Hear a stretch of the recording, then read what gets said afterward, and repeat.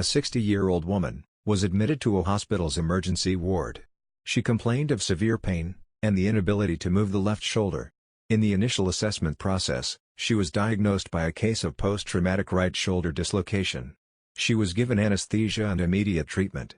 Her dislocated shoulder joint was relocated to its actual position. On further investigation, it was confirmed that she was also suffering from right shoulder rotator cuff tear. The patient's multiple small muscles inside the shoulder joint were torn. Because of this, the patient experienced difficulty in moving the arm and shoulder joint.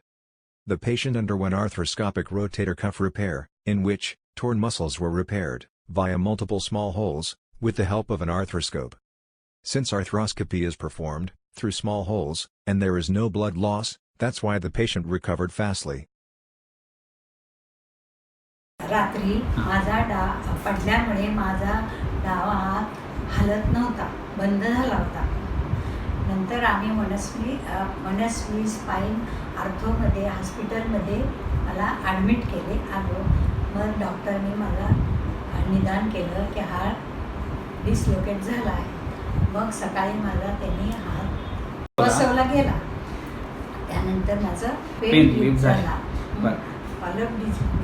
विजिटमध्ये डॉक्टरने आम्हाला सांगितले डाव्या सांध्यामध्ये स्नायू तुटलेले आहेत.